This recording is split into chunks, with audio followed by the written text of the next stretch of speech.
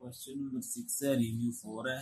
जो शक्ल्स दी गई हैं इनमें हमने अननोन एंगल्स फाइंड करने हैं। ठीक है, तो 6 का फर्स्ट वाला पार्ट है।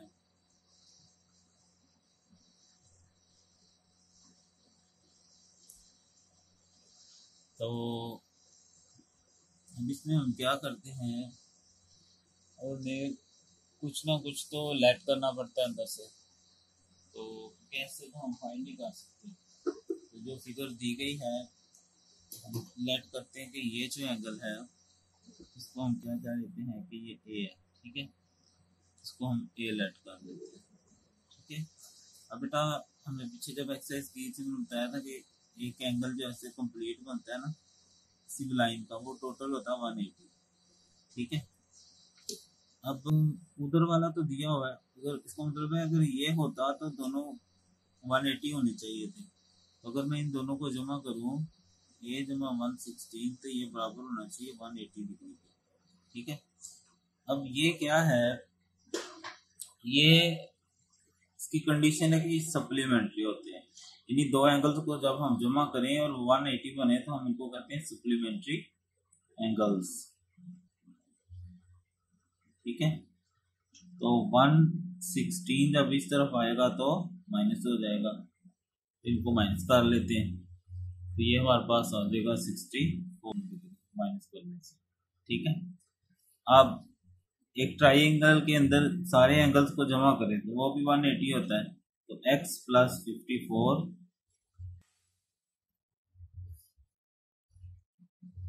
प्लस ए इक्वल टू होना चाहिए 180 डिग्री।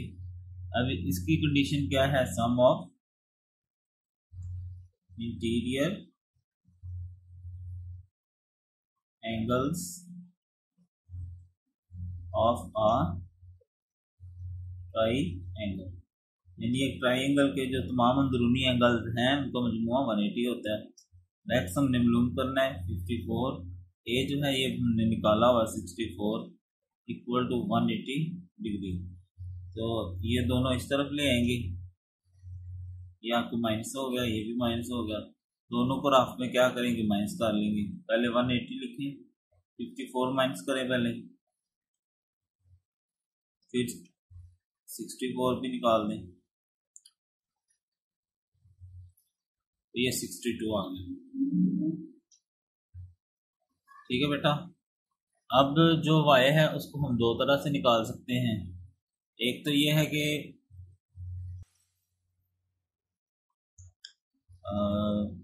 इधर भी फिर एंगल लेना पड़ेगा, लेकिन ये देखें ये दो पैरेलल लाइन है और दरमियान में ये एक लाइन आ रही है, तो इस तरह इस दो पैरेलल लाइन के दरमियान में एक ट्रांसवर्सल है, उसके जो इधर एंगल होता है जो इधर एंगल होता है उनको हम कहते हैं अल्टरनेट एंगल्स। तो x बराबर y, ये क्या है अल्टरनेट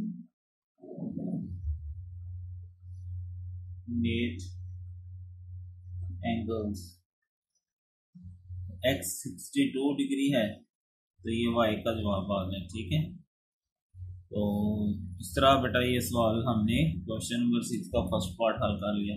पहले हमने यहाँ पर ए ऐड किया और इन दोनों को हमने ऐड किया और बताया कि सप्लीमेंट्री एंगल है। सप्लीमेंट्री एंगल्स वो होते हैं जिन दोनों को ऐड करें तो 180 होता है। फिर ये एंगल मालूम हो गया, तो इन दोनों को ऐड करें तो ये ट्राइंगल के अंदरूनी एंगल्स हैं, तो इस तरह वो कंडीशन लगी इंटीरियर एंगल्स वाली, और फिर यहाँ अल्टरनेट एंगल्स वाली कंडीशन हमें लगा।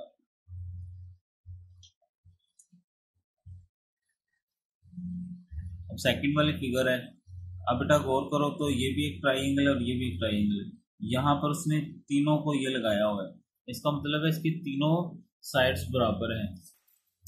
ठीक है, और ये वाली देखें तो इसमें दो बराबर है, तो ये आइसोलेस हो जाएगी। तो अगर ये तीनों बराबर हैं तो अब हम क्या करते हैं, ये एंगल ले लेते हैं कि ये एंगल जो है इसको हम क्या ले लें,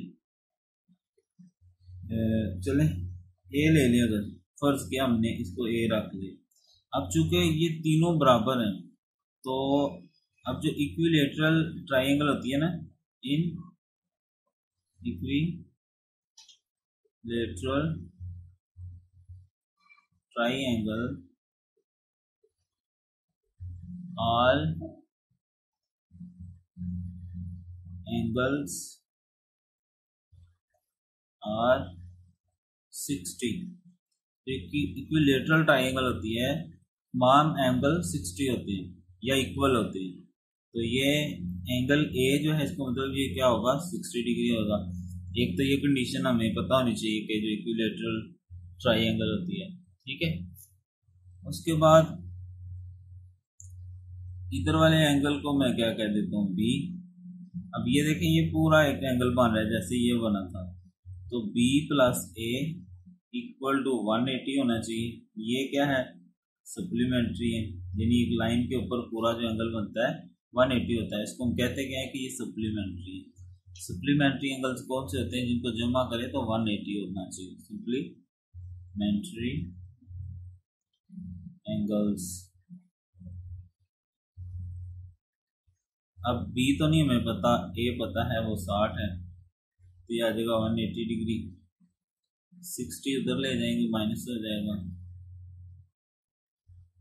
तो ये आ जाएगा 120 डिग्री, ठीक है। के ऊपर डिग्री लगा ले सबके ऊपर, सही है।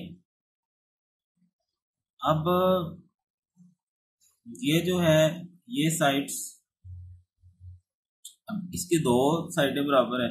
अब इसमें अगर दो साइडें बराबर हो तो दो एंगल बराबर होते हैं। अब ये एंगल तो मालूम हो गया, इसका मतलब ये एक्स है तो इसको भी हम एक्स कह लेते हैं, क्योंकि आइसोलेस में दो एंगल, दो साइडें बराबर है तो दो एंगल भी बराबर होते हैं। तो दो एंगल जो है उनको हम एक्स कह लेते हैं। तीसरा हमने बी लेट किया है, और ट्राइंगल के तीनों एंगल्स का सम बेटा हमेशा 180 होता है, ये आपको पता होना चाहिए। X plus x 2x, B हमने निकाला हुआ 180 120 बराबर 180। तो अब ये प्लस हो रही है, दूसरी तरफ जाएगी तो माइनस हो जाएगी, तो ये आ जाएगा 60 डिग्री। अब हमने x निकालना है, 2 नहीं चाहिए, 2 दूसरी तरफ जाएगा तो डिवाइड हो जाएगा, 2 3 आर 6, 0 का 0। इस तरह x भी मालूम हो गया, ठीक है बेटा। तो पहले उसने हमें ये ट्राइंगल दी और तीनों के ऊपर ना उसने ये ऐसे निशान लगाया हुआ है, अगर आपको नजर आ रहा हो ब्लू कलर का, तो ये कंडीशन होती है कि इक्विलेटरल ट्राइंगल है, उसमें सारे एंगल्स और सारे साइडें बराबर होती है, हर एंगल 60 का होता है, इस तरह होता है।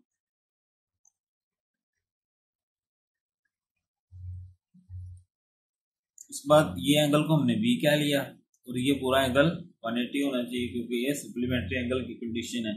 और फिर ये क्या है, आइसोलेस ट्राइंगल। आइसोलेस ट्राइंगल में क्या है, दो एंगल सेम होने चाहिए। तीसरा हमने पहले मालूम हो गया था, तो फिर एक्स वालों को हमने दो दफा एक्स कर लिया, और तीनों एंगल का सम 180 होना चाहिए, ये भी कंडीशन होती है। तो इस तरह बाकी तो सिंप्लीफिकेशन एग्जाम हो तो आपको बच्चे भी आनी चाहिए, ठीक है। इसके बाद है जी इसका थर्ड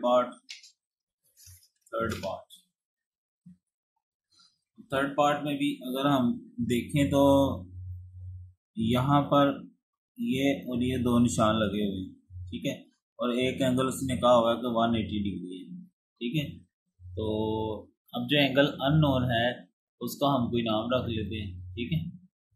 मतलब ये जो एंगल है इसको हम एक्स कह लेते हैं, एक्स को मालूम करना है, इसको वाई कह लेते हैं, यानी ये जो एंगल अननोन है।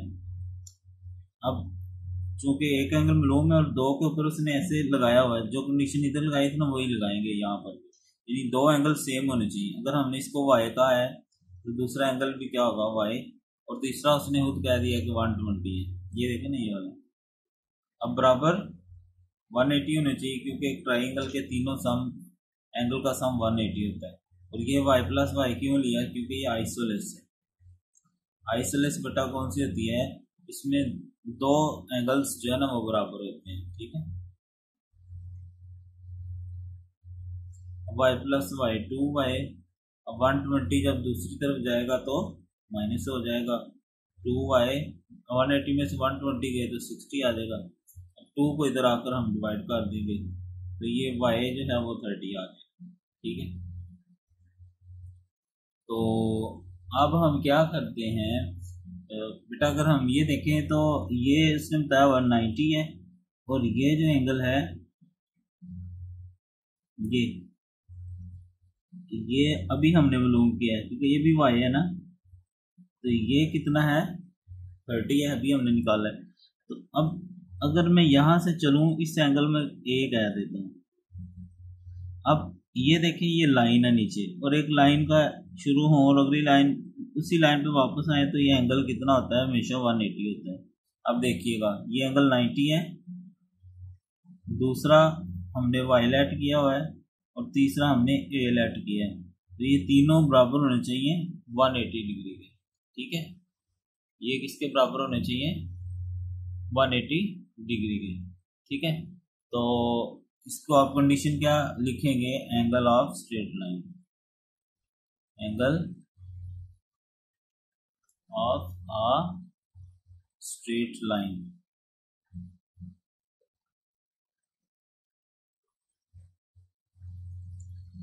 अब 90 और y हमने निकाला हुआ है 30 है, प्लस ए मालूम करना है बराबर 180 डिग्री। अब ए मालूम करना है 180 डिग्री, 90 उधर जाकर माइनस और 30 भी उधर जाकर माइनस, तो ये 60 डिग्री आ गया। अब ये डब्बा जब भी हो 90 होता है, ये भी मालूम हो गया। अब ये हम मालूम कर सकते हैं, तो ये है x, ये 90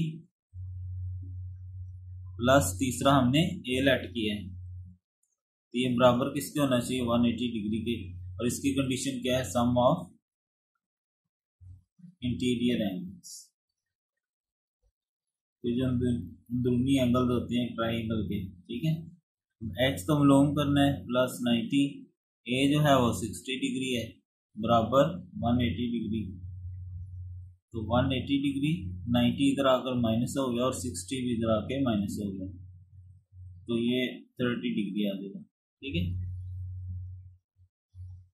ठीक है बेटा, पहले हमने क्या कंडीशन लगाई? इसने ये दो बाजुओं पे ऐसे निशान लगाया हुआ है, तो ये आइसोलेस ट्राइंगल होती है जिसमें दो एंगल बराबर होते हैं। तो हमने एंगल लेट कर लिया कि वो वाई है, कुछ भी आप ले सकते हो, कोई पाबंदी नहीं है। वाई प्लस वाई, और तीसरा एंगल 120 है, तीनों का 180 होना चाहिए। इस तरह ये निकाल दिया, और फिर स्ट्रेट एंगल की कंडीशन यहाँ पे लगाई। ये 90 था, ये 60 हमने मालूम कर लिया था, और ये ए लेट कर लिया, यहाँ से ये निकला।